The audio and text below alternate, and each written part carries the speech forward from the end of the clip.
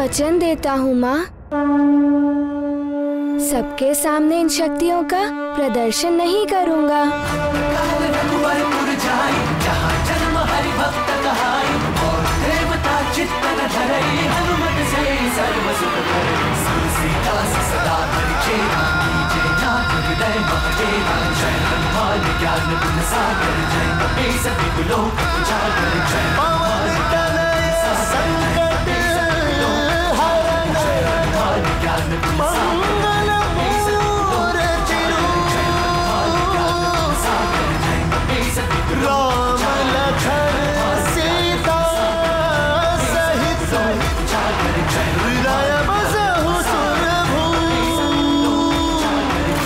एक और अंजना है जो संसार को ज्ञानवान उद्धार करता हनुमान, संकट मोचन हनुमान स्वरूप पुत्र दे रही है। तो दूसरी ओर कैकसी है जो विष स्वरूपा है। वो विषवृत्ति में पूतना और दानवों की मां धनु स्वरूपा है।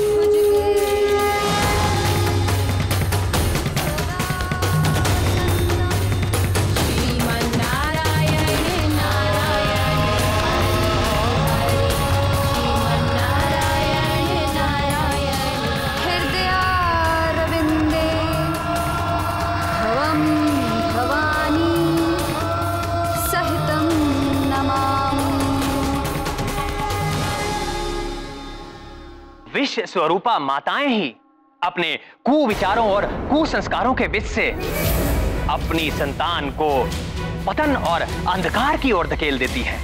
कैकसी ने अपने महाज्ञानी पुत्र को अपने कुटिल विचारों के विष से भ्रष्ट कर दिया। परिणाम स्वरूप संसार को मिला सबसे भयंकर राक्षस दशानन रावण।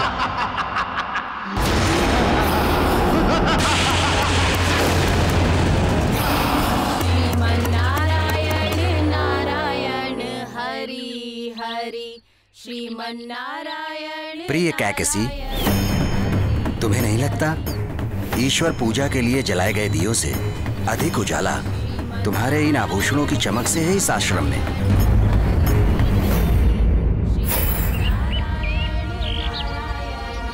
आर्य, ये तो दृष्टिकोण है अपना अपना।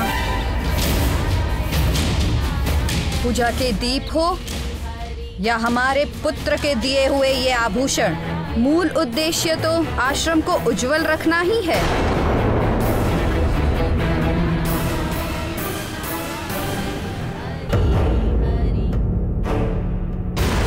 तुम्हारे मंत्रों के स्वर में भक्ति भाव से अधिक राजसी दर्प झलक रहा था।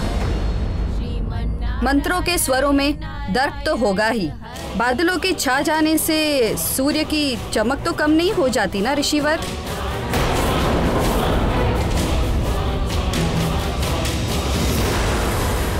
आश्रम में रहते हुए भी हम लंका की राजमाता हैं।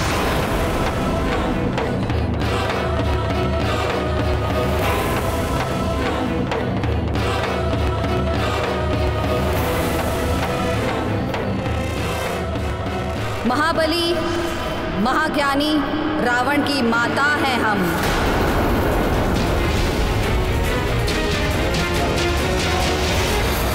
माँ के संस्कार, स्वभाव और सोच का संतान पर प्रभाव पड़ता ही है। इसलिए माताओं को संतान का पालन पोषण बड़ी सावधानी से करना चाहिए। उन्हें अच्छी शिक्षा और सुसंस्कार देने चाहिए। अपनी संतान को अपनी कुंठा और दुष्प्रवृत्ति से सदैव दूर रखना चाहिए, जो रावण की मां कैकसी ना कर सके। प्रणाम आर्य।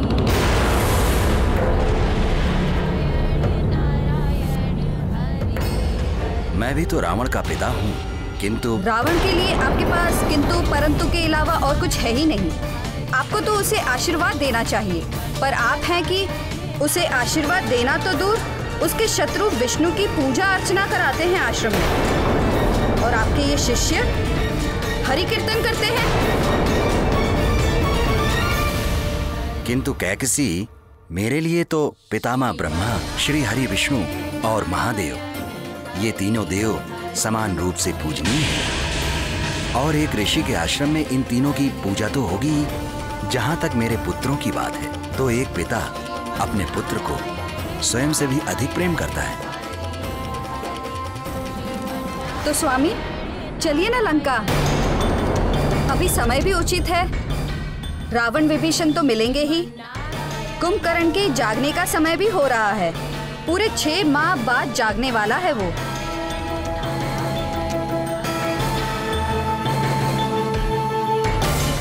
मैं अपने इस अनार्थ प्रदेश के आश्रम में ही ठीक हूँ। मेरे लिए लंका जाने का समय तब आएगा जब रावण अपने बड़े भाई कुबेर को उसकी लंका और पुष्पक विमान सम्मान सहित लौटाएगा और अधर्म का मार्ग त्याग कर धर्म पथ का अनुसरण करेगा। उसे समझाओ, समय परिवर्तित हो रहा है, समय को समझे। समय के विषय में सोचना दुर्बलों का काम होता है। समय तो दास होता है महाबलियों का। और रही बात लंका की, तो लंका तो कभी कुबेर को नहीं मिलेगी। हमारा पुत्र है लंका का अधिपति। शीघ्र ही तीनों लोगों का अधिपति होगा हमारा पुत्र, आपका पुत्र, त्रिलोक स्वामी रावण, ऋषि विश्रवा का पुत्र। मैं रावण का पिता हूं। उसका हर सत्य से सामना कराना मेरा कर्तव्य है। तुम्हारा ये स्वप्न कभी पूर्ण नहीं होगा, क्योंकि जो मैं देख पा रहा हूं वो तुम नहीं देख पा रही हो। नेत्र हम भी खुले रखते हैं आर्य। कैकशी, यदि प्रकाश ना हो तो आंखें अंधे के समान हो जाती हैं, और यदि प्रकाश तीव्र हो तो भी कुछ दिखाई नहीं देता। संसार एक नए युग के आलिंगन को तत्पर है। जाकर बताओ रावण को कि अब भी समय है, संभल जाए, धर्म का मार्ग अपना ले। काल उससे अधिक दूर नहीं है।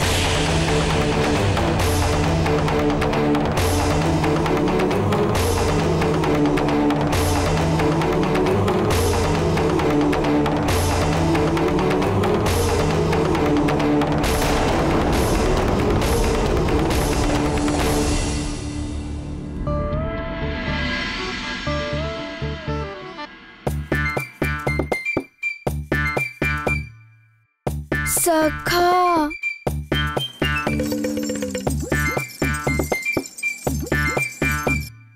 माँ हर दिन कहती हैं कि प्रातः उठते ही स्नान करो, स्वस्थ रहोगे, मन प्रसन्न रहेगा दिन भर। किंतु मैं तो प्रतिदिन करता ही हूँ। कभी कुछ बड़ा करने को मन करता है कि नहीं?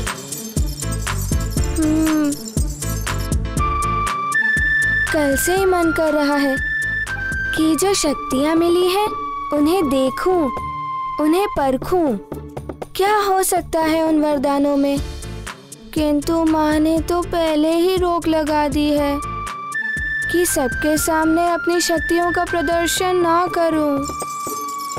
अब तुम ही बताओ सखा, मैं कैसे जानूं इन शक्तियों के बारे में?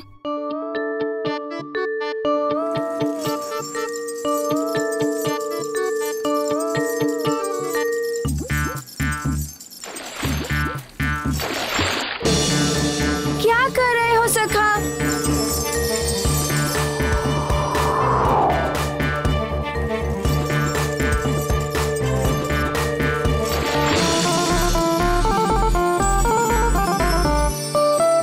अच्छा, तुम ऐसे नहीं मानोगे सखा, तुम्हें अपनी शक्ति दिखानी ही पड़ेगी। सोच लो, अब मैं हनुमान हो गया हूँ, शक्तिशाली हनुमान। दिखाऊं अपनी शक्ति?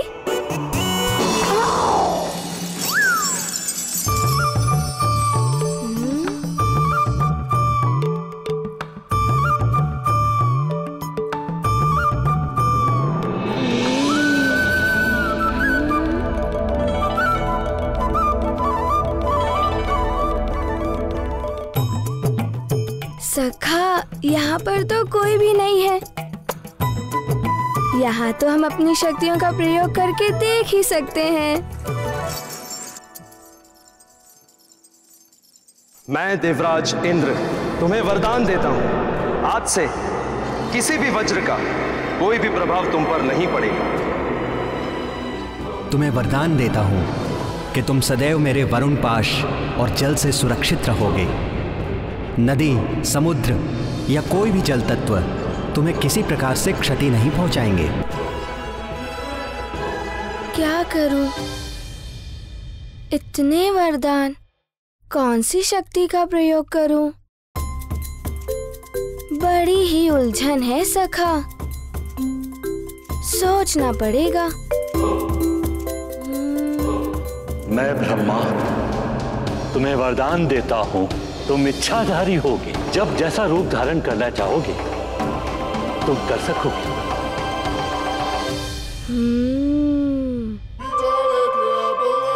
इच्छाधारी रूप?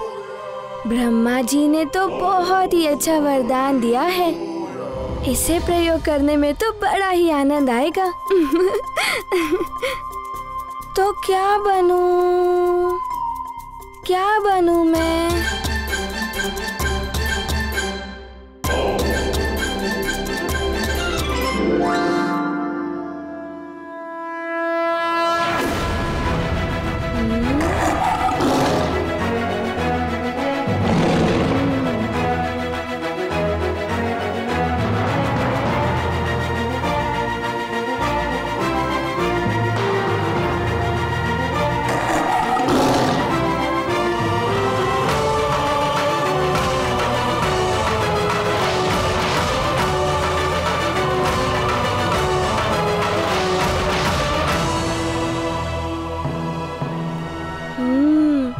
ब्रह्मा जी का वरदान, अब बनेगा सिंह हनुमान।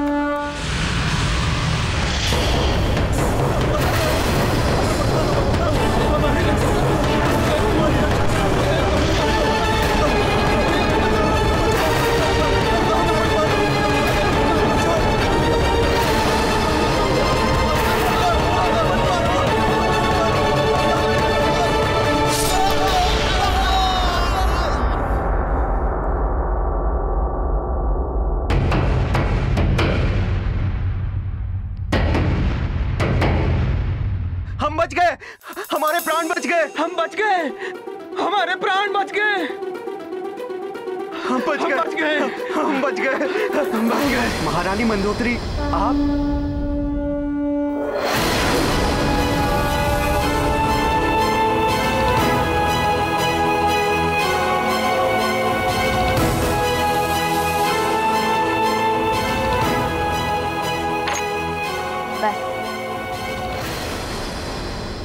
तुम्हारे शीश मेरे चरणों में नहीं, मात्र ईश्वर और माता पिता के चरणों में ही झुकने चाहिए। अब जाओ, तुम सब स्वतंत्र। हम सब स्वतंत्र, हम सब स्वतंत्र। महारानी, हम सब स्वतंत्र। महारानी की जय हो। अब ठहरिए, आप यहाँ से नहीं, पीछे से जाइए।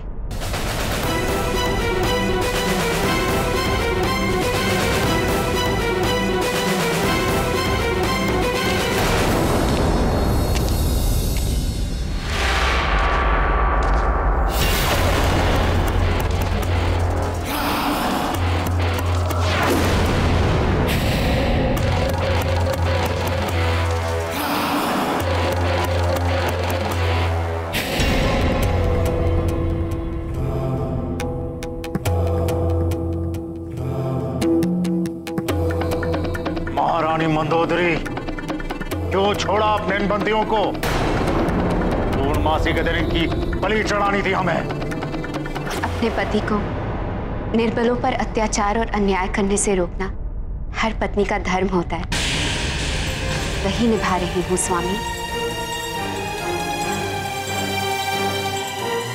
सुन लो महारानी, मुझे तीनों लोकों पर शासन करना है और उसके लिए भय का होना आवश्यक है। भय ही विजय का मार्ग प्रशस्त करता है। उन निर्बलों में भय फैलाकर ही उन्हें जीता जा सकता है। निर्बलों को प्रेम से भी जीता जा सकता है स्वामी।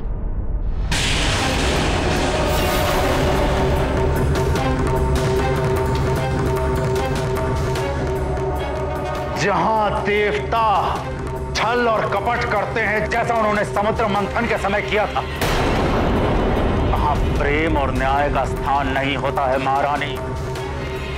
और आप मुझे पत्नी धर्म की दुहाई दे रही हैं, तो आपको याद दिला दूं, पत्नी का केवल एक धर्म होता है, अपने पति का साथ देना।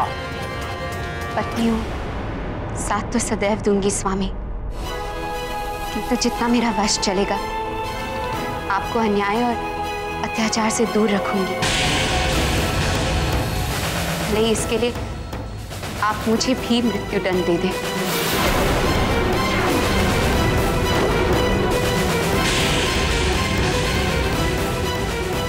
पतिव्रता पत्नी, कैसी पत्नी मिली है मुझे? हाँ? ऐसी पत्नी मिली है मंदोदरी, जिसके महत्व को रावण अपने अहंकार के कारण समझने में असमर्थ है। रावण मंदोदरी का सुहाग है, किंतु पतिव्रता मंदोदरी सौभाग्य है उसका, जिसे वो अपना दुर्भाग्य समझ रहा है। मंदोदरी के पुण्य और तप के कारण ही रावण के पापों का घड़ा नहीं भर रहा था। हाँ, केवल सहचारिणी ही नहीं, पत्नी सहधर्मिणी भी होती है। पत्नी के तप का प्रभाव पति के जीवन पर पड़ता है। रावण अत्याचार करके पापों का अर्जन करता, तो दूसरी ओर मंदोदरी के पुण्य कर्मों से उसके पति रावण के पापों का क्षय होता। मात्र रावण के साथ ही नहीं है, अपितु संसार के सभी पतियों के साथ भी है। उन्हें ये समझ लेना चाहिए कि पत्नी मात्र पति की अनुगामिनी ही नहीं होती है। पति के मान सम्मान और प्रतिष्ठा की रक्षा के लिए उन्हें अधर्म के मार्ग पर चलने से रोकने की शक्ति और क्षमता भी रखती है।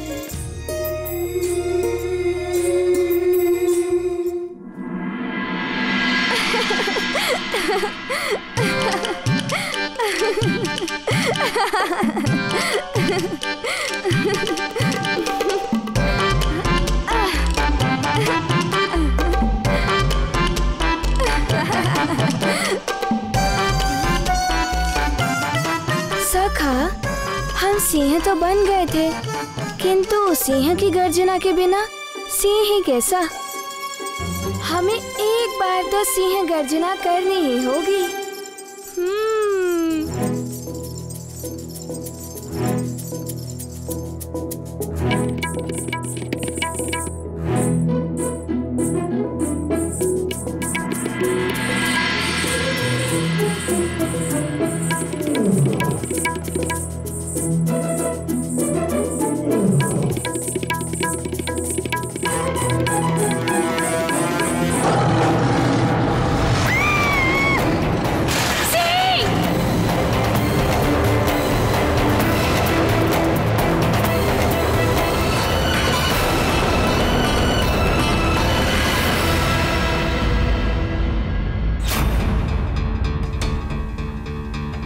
शांत हो जाइए नानी, शांत हो जाइए।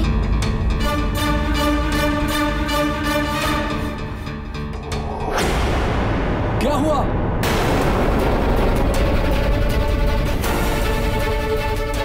ये सिंह की दहाड़ कैसी?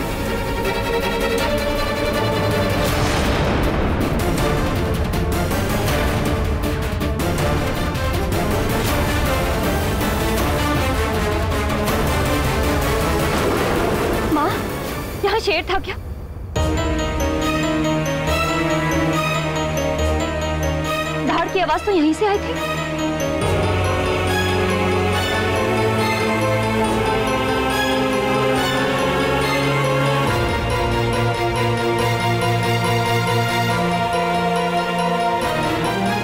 यहाँ से नहीं, यहाँ कोई शेर नहीं था।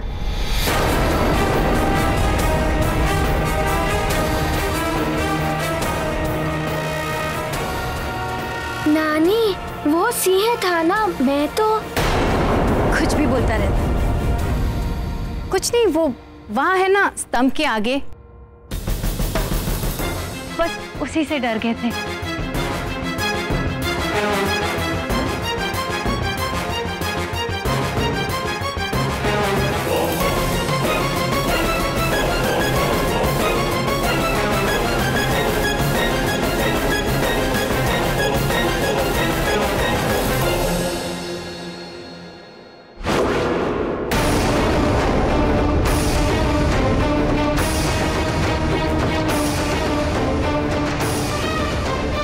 कुछ तो हुआ है जिससे माँ भयभीत हो गई थी।